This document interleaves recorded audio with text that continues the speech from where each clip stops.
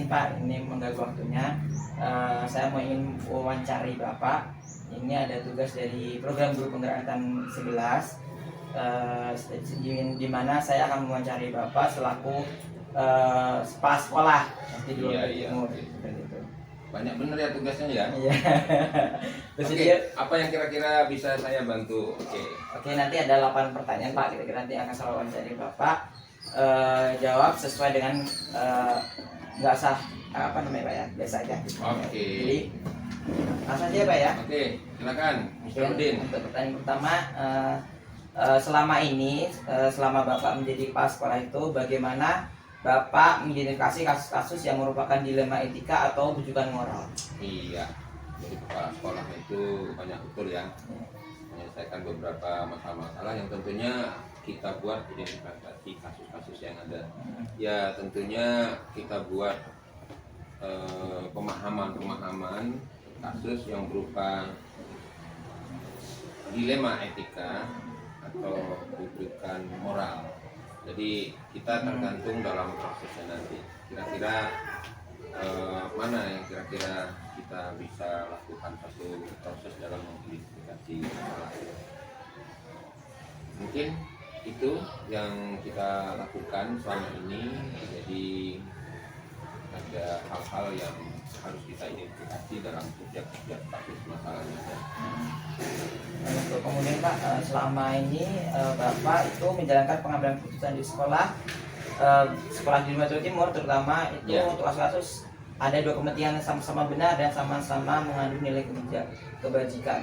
Nah itu keputusannya seperti apa Pak? Ya tentunya kalau kita mengambil suatu keputusan, kalau biasanya keputusan itu kan ada pro dengan kontra.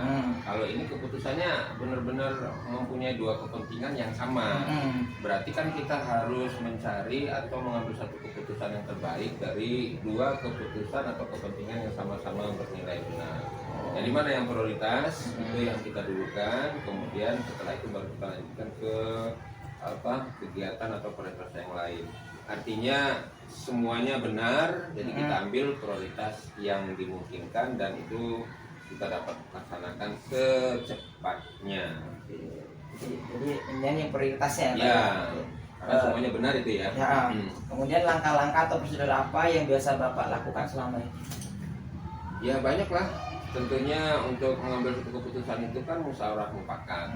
Jadi musyawarah mufakat itu sangat penting sekali. Pertama kita mengambil satu bentuk kesimpulan dari beberapa hal-hal permasalahan atau masukan yang terjadi.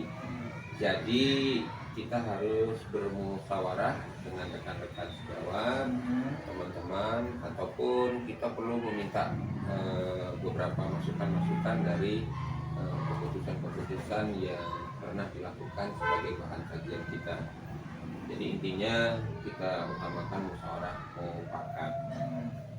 Kemudian hal-hal apa saja yang selama ini dianggap efektif dalam pengambilan keputusan pada kasus-kasus dilema etika? Iya, ya tentunya banyak faktor ya. Yang pertama tentunya kita harus mengumpulkan guru-guru, kemudian beberapa poin-poin atau narasumber dan sebagainya atau hal-hal yang lain. Nah kita bicarakan di situ, kita musyawarahkan dan tentunya kita ambil keputusan yang terbaik dari dua kepentingannya sehingga nanti bermanfaat dan sedikit risiko yang terjadi dari apa yang kita ambil dalam keputusan tersebut. Karena keputusan yang kita ambil tentu kan ada yang bernilai baik tetapi sedikit mengandung risiko.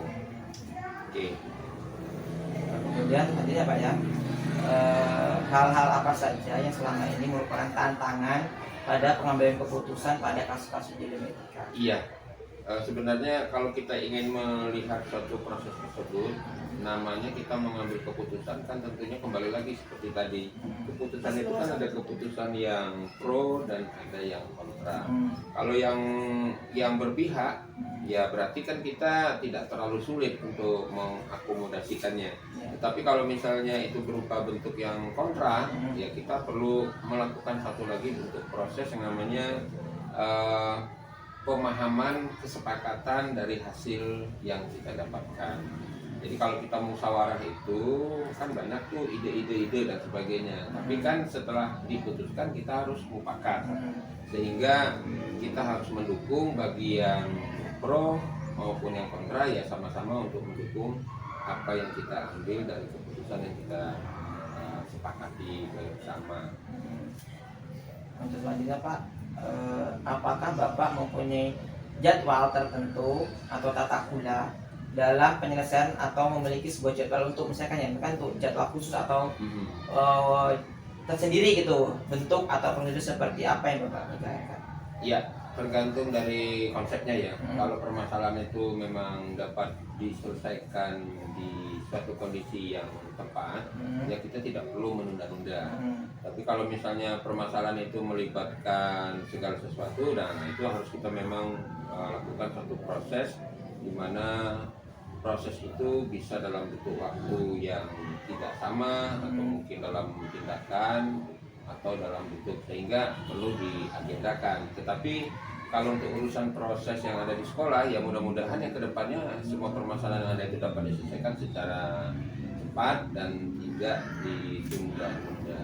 Kalau proses yang lain, untuk proses yang ada, ya tentunya bisa jadi itu merupakan satu catatan. Nah, catatan-catatan yang kita dapatkan tadi itu dalam bentuk prosedur untuk menyelesaikan masalah sebagai bahan, di mana menyelesaikan masalah itu dapat kita belajar dari pengalaman yang sudah ada. Jadi mungkin saja catatan-catatan kita yang pernah ada dalam bentuk menyelesaikan masalah itu juga dalam bentuk langkah-langkah untuk prosedur yang kita lakukan. Jadi sebagai bahan pengalaman kita untuk menyelesaikan ke dalam bentuk. Jadi kalau ditanya tadi ada nggak prosedurnya, mungkin prosedur itu ada sesuai dengan tingkatan proses yang ada. Kalau misalnya dalam bentuk jadwal, mungkin kita jadwalkan dalam bentuk supaya ada proses untuk kejadian-kejadian atau permasalahan yang akan datang dapat kita lakukan suatu bentuk pembelajaran ke depan. Jadi itu barangkali ada hal-hal yang harus kita sepakati dari proses yang ada. Untuk selanjutnya, adakah seseorang atau faktor-faktor yang selama ini mempermudah atau membantu Bapak dalam pengambilan keputusan dalam kasus-kasus di etika? Iya, banyak ya. Ini kalau kita menyelesaikan masalah itu secara kebersamaan, secara bersama, tentunya kan kita mendapatkan suatu konsep di mana terjadinya suatu proses atau permasalahan itu merupakan tanggung jawab bersama yang ada di sekolah. Jadi kita bisa memberikan suatu bentuk, kalau masalahnya seperti ini, cara menyelesaikannya seperti ini loh. Ada ide-idenya, kemudian ada pemikiran bagaimana mengambil keputusan itu bisa diterima oleh banyak orang, sehingga semua yang dihasilkan dari proses tanggung jawab tadi merupakan tanggung jawab bersama, baik yang kita menyelesaikan atau yang kita gunakan atau yang kita lakukan dalam untuk menyelesaikan satu permasalahan. Oke. Terima kasih Pak, luar biasa sekali.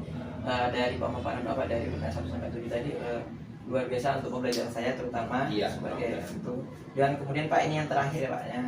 Dari semua yang terakhir Bapak sampaikan tadi itu pembelajaran apa yang dapat Bapak petik dari pengalaman Bapak dalam mengambil keputusan dilema etika? Iya. Dari apa yang kita bicarakan tadi, tentunya kita dapat mengambil satu kesimpulan. Yang pertama, menyelesaikan suatu masalah. Yang pertama itu adalah kita tidak perlu menunda, diselesaikan saat itu. Jadi tidak menunda permasalahan yang ada. Kemudian yang kedua, kita harus melibatkan teman-teman yang lain atau teman-teman sejawat supaya mampu untuk mengambil suatu proses, ide dan sebagainya. Kemudian tentunya kasus-kasus yang sudah ada itu sebagai pengalaman kita untuk kedepannya supaya tidak terjadi lagi kasus yang sama. Artinya kita dapat proses pembelajaran dari kita menyelesaikan yang ada. Kemudian untuk pengambilan keputusan, kita harus mengambil satu keputusan yang bersifat resiko yang kecil atau yang sedikit, sehingga kita dapat mengambil suatu keputusan itu secara bersama, sehingga tidak ada lagi pro dan kontra yang terlalu melebar dan sebagainya, sehingga semuanya menyadari bahwa keputusan itu sama-sama kita laksanakan. Mungkin itu. Ada lagi? Cukup Pak. Cukup. Terima kasih Pak wawancaranya hari ini. Maaf Pak mengganggu waktunya. Ya. Di wawancara tadi satu bermanfaat untuk saya ke depan. Semoga Ya. saya dapat menambah pengalaman ya untuk itu, dan saya semoga dapat mengaplikasikannya dalam nanti yang akan datang. Saya juga terima kasih.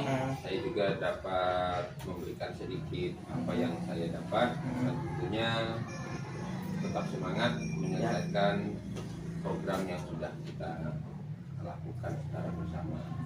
Oke, terima kasih. Semangat. Ya.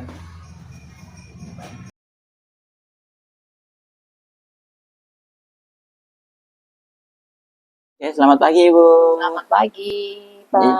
Ya, kedatangan saya sini ingin wawancara Ibu tentang ini, kan ada tugas dari grup penggerak. Ya. Perkenalkan, nama saya Anfriudin dari SD2 Metro Timur.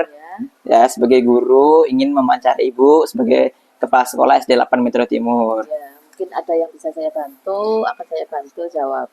Oke, ya ini nanti saya akan bertanya kepada Ibu beberapa pertanyaan mengenai sebagai seorang pemimpin, bagaimana sih Ibu cara menyelesaikan masalah-masalah di sekolah seperti itu, sekitar seperti itu. Kemudian nanti Ibu akan menjawab, saya bertanya nanti secara bergantian. Mungkin ada 8 pertanyaan Ibu yang ingin saya tanyakan kepada Ibu.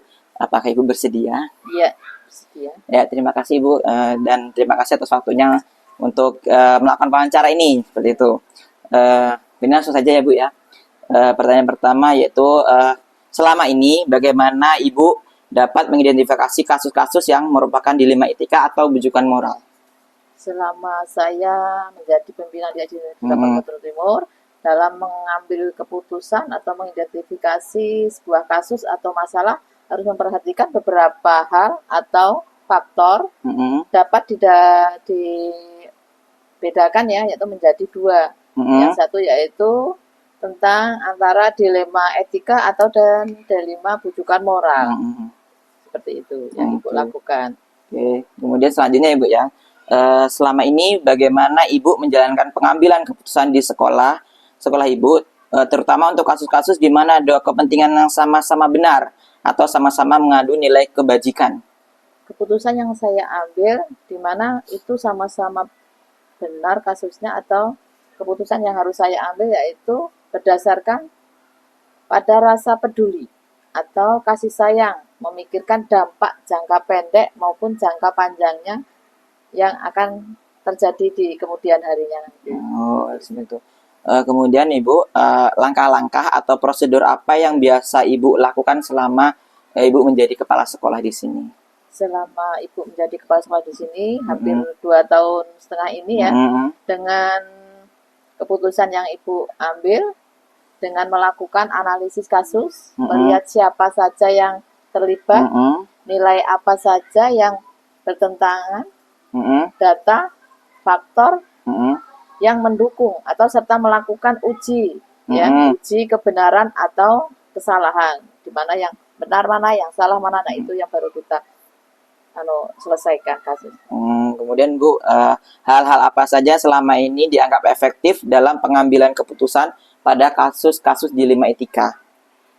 Dalam hal ini, dalam mengambil keputusan itu kita harus bermusyawarah dulu, bermusyawarah dengan sesama guru atau yang lebih senior, atau bisa juga dengan kepala sekolah yang dulu pernah bertugas di sini. Jadi segala keputusan harus diambil dengan cara bermusyawarah. Setelah itu kita juga harus tepat dalam mengambil keputusan, apakah itu bermanfaat atau tidak, atau tidak merugikan pihak lain, seperti itu. Oke. Kemudian selanjutnya Bu, nomor 5 ya. Hal-hal apa saja yang selama ini merupakan tantangan pada pengambilan keputusan pada kasus-kasus dilema etika yang dialami oleh Ibu? Yang selama ini saya alami yaitu mempertimbangkan segala dampak yang ada, berpikir dengan matang, dan jangan menuruti emosi, tidak berpengaruh ya, atau bujukan orang lain, tidak dipengaruhi oleh bujukan orang lain, menentukan tentang nilai-nilai kebenarannya. Jadi tidak semata-mata emosi ibu sendiri. Oke. Dan mana yang benar. Jadi menurut ibu pokoknya tidak terpengaruh orang lain gitu ya. Kemudian apakah ibu mempunyai jadwal tertentu atau misalkan harus ada jadwal nih dalam penyelesaian sebuah kasus dilema etika. Nah, apakah Anda langsung menyelesaikan di tempat atau memiliki sebuah jadwal untuk menyelesaikannya? Bentuk atau prosedur seperti apa yang ibu jalankan? Kalau untuk jadwal, saya tidak pernah menjadwalkan karena permasalahan itu tidak terjadwal. Kadang-kadang ada masalah yang segera harus bisa diselesaikan. Dan keputusan itu tidak juga merugikan orang lain, maka kita mengambil keputusan itu tidak terjadwal ya. Harus menyelesaikan segera agar permasalahannya tidak tertunda-tunda. Kemudian Ibu, adakah seseorang atau faktor-faktor apa yang selama ini mempermudah atau membantu Ibu dalam pengambilan keputusan dalam kasus-kasus dilema etika? Ya, Ibu. Dewan guru ataupun warga sekolah, mereka memberikan masukan kepada ibu agar atau memberikan gagasan, ide, pemikiran dalam pengambilan sebuah keputusan untuk menyelesaikan salah satu masalah yang ada di sekolahan di sini. Seperti itu. Oke, dan untuk yang terakhir Ibu ya, ini pertanyaan terakhir kita. Saya menanyakan bahwasanya dari semua hal yang kita tadi berbincangkan atau ibu saya wawancari terus kemudian menjawab tadi,